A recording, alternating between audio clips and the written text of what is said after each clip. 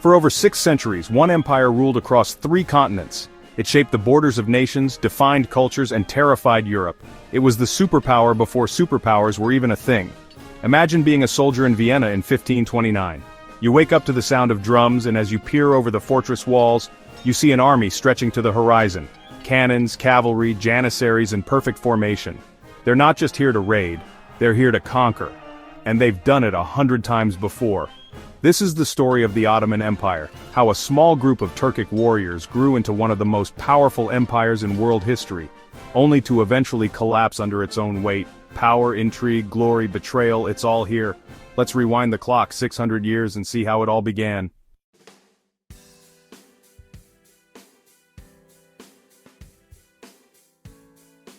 In the rugged landscapes of 13th century Anatolia, amidst the decline of the Seljuk Sultanate and the encroaching Mongol invasions, a nascent power began to take shape. This power would evolve into one of history's most formidable empires, the Ottoman Empire.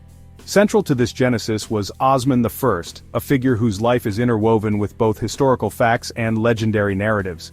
Osman I was born around 1258 in the town of Sogut, located in northwestern Anatolia. He was the son of Ertugrul, the leader of the Kai tribe, a branch of the Oghuz Turks.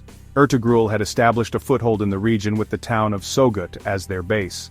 This strategic location positioned them on the frontier of the waning Byzantine Empire, providing ample opportunities for expansion. The era was marked by political fragmentation and shifting allegiances.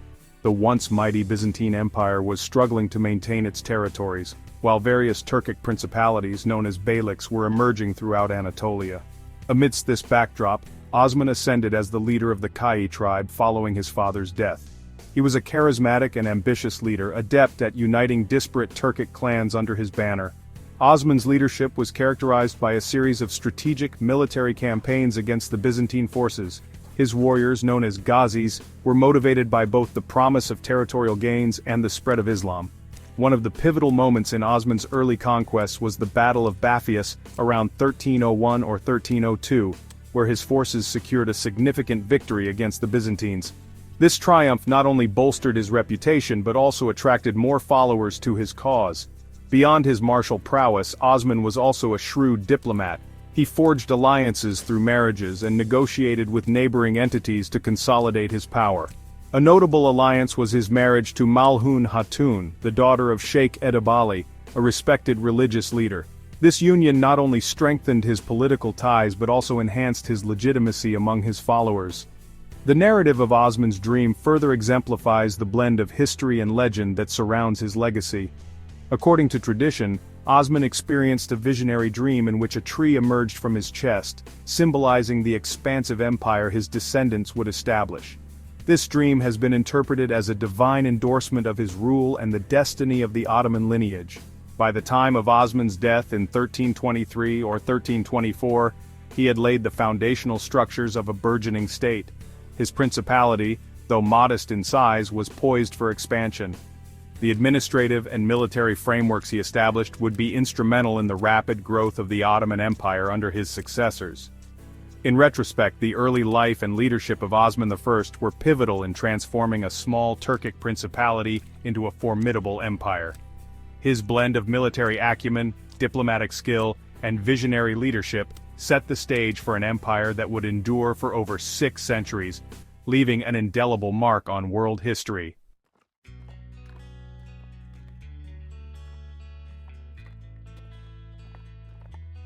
At the dawn of the 14th century, amidst the fragmented political landscape of Anatolia, a leader emerged whose vision and determination would lay the foundation for a formidable empire.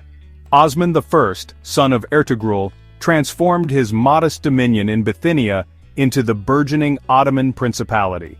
While contemporary records of his early life are scarce, it is understood that Osman was born around 1258 in Sogut, a town in northwestern Anatolia. He was the son of Ertugrul, a chieftain of the Kai tribe who had been granted control over the region by the Seljuk Sultanate as a reward for his services. Osman's principality was strategically positioned on the frontier of the declining Byzantine Empire. This location provided ample opportunities for expansion through raids and conquests.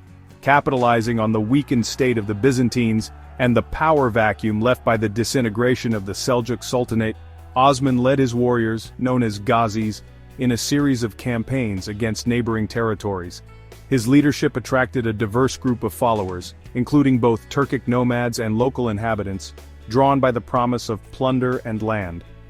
One of Osman's significant early achievements was the capture of the town of Yenisehir, which he established as a base for further operations.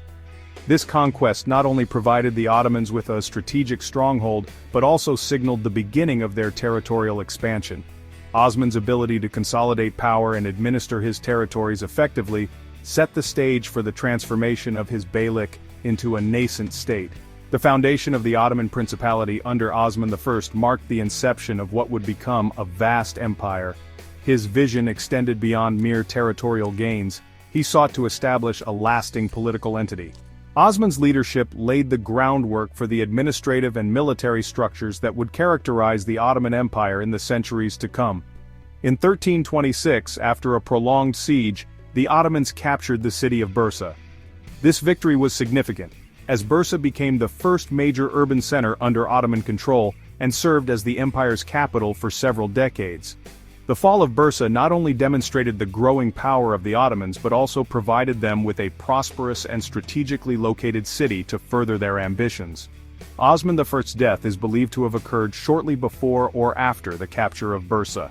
His legacy, however, endured through his successors, who continued his policies of expansion and consolidation. The principles and structures established during Osman's reign became the bedrock upon which the Ottoman Empire was built, guiding it through centuries of growth and transformation.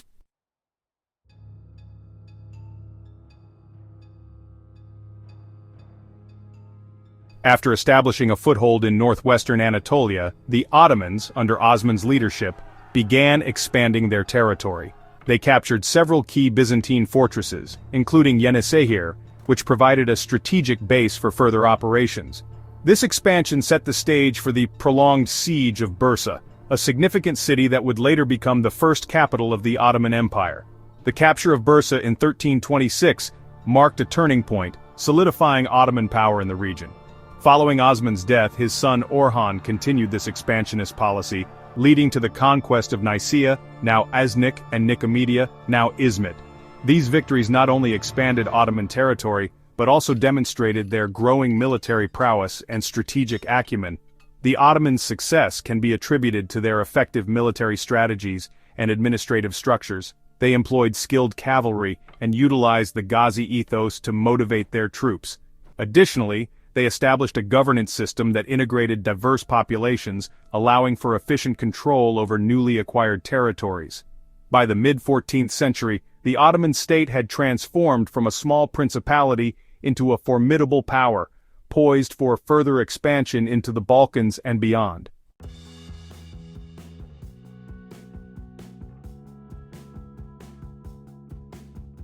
The Ottoman Empire, once a formidable force bridging east and west, began to experience a gradual decline starting in the late 17th century. Several intertwined factors contributed to this downturn, including military setbacks, administrative challenges, economic strains, and the rise of nationalist movements.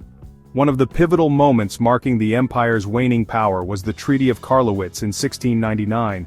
This agreement concluded the War of the Holy League and resulted in the Ottomans ceding significant territories in Central Europe. This loss not only diminished the empire's landholdings, but also signaled a shift in the balance of power in favor of European states. Economically, the empire faced challenges adapting to the rapidly changing dynamics of global trade. The discovery of new trade routes by European powers, bypassing traditional Ottoman-controlled paths, led to a decrease in revenue. Additionally, the empire struggled with internal corruption and a taxation system that became increasingly inefficient, further straining its financial resources.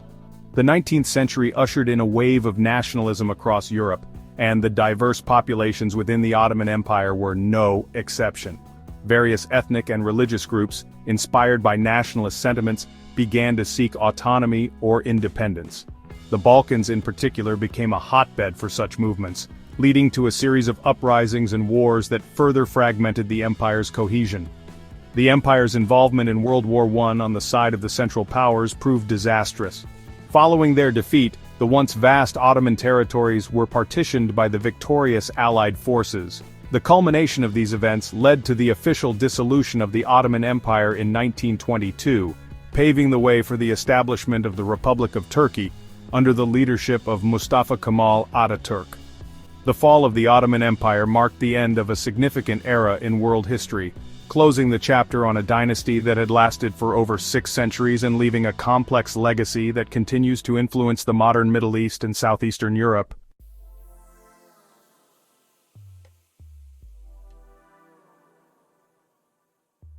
The fall of the Ottoman Empire wasn't just the end of a dynasty, it was a massive historical pivot that reshaped the world map. But even though the empire is long gone, its legacy still pulses through modern-day borders, cultures, conflicts, and even cuisines.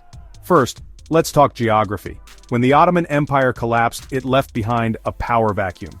The Sykes-Picot Agreement between Britain and France carved up much of the Middle East. This artificial slicing of landlines created countries like Iraq, Syria, Jordan, and Lebanon, boundaries that often ignored ethnic, religious, and tribal lines. The result? A century of regional tensions and power struggles we're still witnessing today. Then, there's religion. The Ottomans positioned themselves as the protectors of Islam, especially during the later centuries when they held the title of Caliph. After the fall of the empire, the caliphate was abolished, which sent ripples through the Islamic world. That spiritual leadership has never really been replaced, and various modern groups have attempted, some violently, to restore or claim that mantle, further complicating global geopolitics. Culturally, the Ottoman influence is everywhere. Turkish coffee, the hammam, Turkish bath, calligraphy, architecture, these aren't just remnants of the past. They're still alive and central to the identity of many countries that once existed under Ottoman rule. Look at the skyline of Sarajevo or the domes of Istanbul. They whisper stories of the sultans, of imperial architects like Mimar Sinan, of art and scholarship fostered during times of peace. Linguistically, the legacy runs deep too. Ottoman Turkish was a mashup of Turkish, Arabic, and Persian, and while modern Turkish abandoned many of those influences under Ataturk's reforms, older generations and cultural institutions still preserve that multilingual legacy. And in the Balkans, Arabic and Turkish words still pepper everyday speech, a subtle reminder of centuries of shared history. Even politically, the Ottoman past echoes. In Turkey, the current government under Recep Tayyip Erdogan has increasingly leaned into neo-Ottoman rhetoric, invoking the empire's glory days to fuel nationalism and geopolitical ambition. For some, it's a return to roots. For others, it's a dangerous fantasy. So what do we make of a 600-year-old empire that no longer exists, but still shapes everything from street food in Cairo to foreign policy in Ankara? The Ottoman Empire may be gone, but like Rome, its ghost still walks among us. In the buildings, in the borders, in the unresolved histories, and cultural pride. It wasn't just a chapter in history, it was the author of many of the chapters we're still writing today.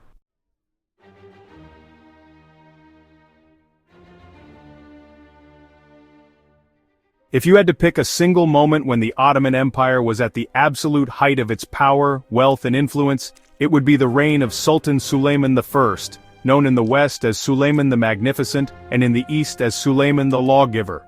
By the mid-1500s, the Ottomans were the undisputed superpower of 3 continents. Their territories stretched from Hungary in Europe, across the Balkans and Anatolia, down to Egypt, the Red Sea, and into modern-day Iraq and the Persian Gulf. At its peak, the empire ruled over 25 million people, a massive population for the time. But Suleiman wasn't just a conqueror, he was a legal reformer, a builder of cities, and a strategic politician. Under his rule, the empire became more than a military juggernaut, it became a bureaucratic machine. He standardized Islamic law, reorganized taxation, and expanded a justice system that, believe it or not, even non-Muslims could appeal to. That's why he was called Kanuni in Turkish, the lawgiver. Suleiman's military campaigns were legendary. He pushed deep into Europe, capturing Belgrade and laying siege to Vienna in 1529. Although he didn't take the city, it was a wake-up call to European powers. The Ottoman Empire wasn't just a threat, it was the threat. Meanwhile, the Ottoman navy, under the command of famed Admiral Barbarossa, dominated the Mediterranean. At one point, they controlled North African coastlines, outmaneuvered Spanish fleets, and even conducted raids in southern Italy and France. The empire wasn't just defending its borders, it was expanding, asserting dominance and playing chess on a global scale. But what made Suleiman's era truly unique wasn't just war or diplomacy, it was culture. This was the Ottoman Renaissance. Poets, architects, scholars, and scientists all flourished under his patronage. The architect Mimar Sinan, often compared to Michelangelo, designed mosques and buildings that still define Istanbul's skyline today, including the masterpiece Süleymaniye Mosque. The Topkapi Palace became the heart of a sprawling, sophisticated court culture, one that blended Persian elegance, Islamic law, Byzantine ceremony, and Turkish pragmatism. It was also where the infamous harem was located, a world of its own filled with court intrigue, power plays, and at times, shocking levels of political influence from women within the Sultan's household. Diplomatically, Suleiman was also a master. He signed treaties with European monarchs, notably with France, creating one of the first major alliances between a Muslim empire and a Christian kingdom. The message was clear. The Ottomans weren't just a military power, they were a global political force. At this point, the Ottoman Empire was not just an empire, it was an idea, a symbol of Islamic power, a rival to the Habsburgs, a feared player in the courts of Europe, and a cultural giant influencing fashion, science, and art from Morocco to Malaysia. But even at its height, cracks were forming, cracks that wouldn't be noticed for decades, maybe even centuries. And those cracks would eventually lead to a slow, painful decline. But for now, under Suleiman's golden rule, the Ottomans stood atop the world, and it seemed like nothing could bring them down. That illusion wouldn't last.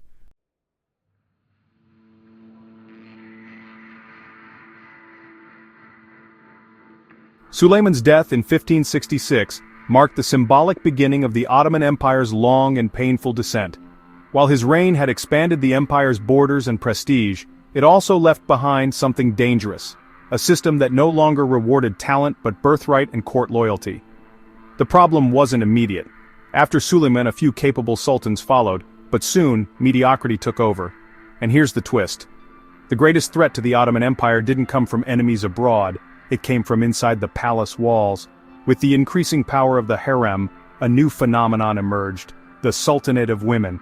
Sultans' mothers and wives began influencing imperial decisions, often prioritizing palace intrigue over competent governance. Viziers were appointed not for their skill, but for their loyalty. Corruption flourished, power became centralized around the court, and not in a good way. Meanwhile, the Janissaries, once the elite backbone of the Ottoman military, became lazy, entitled, and dangerously politicized. Originally trained from childhood to be fierce, loyal warriors, the Janissaries started gaining power as a political class. They became more interested in collecting salaries and interfering in government than defending the empire.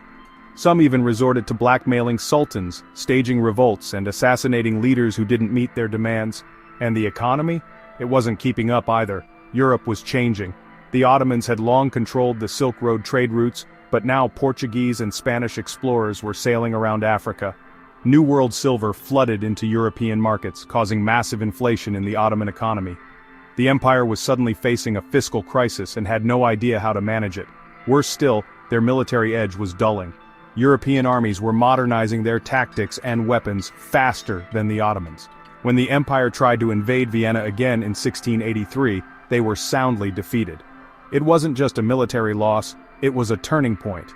That defeat marked the start of the Great Turkish War, a series of humiliating setbacks that ended with the Treaty of Karlowitz in 1699.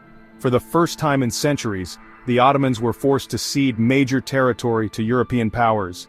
The aura of invincibility was shattered, but what made things even more tragic was that the Ottomans didn't see it. Not fully.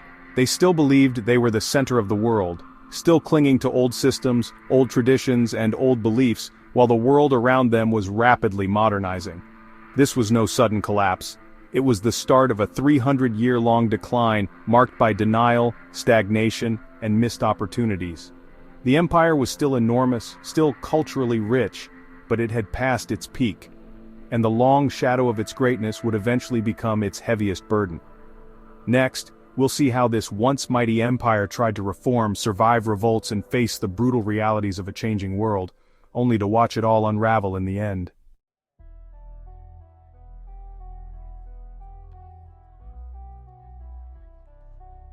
By the 19th century, the Ottoman Empire was no longer the fearsome superpower it once was.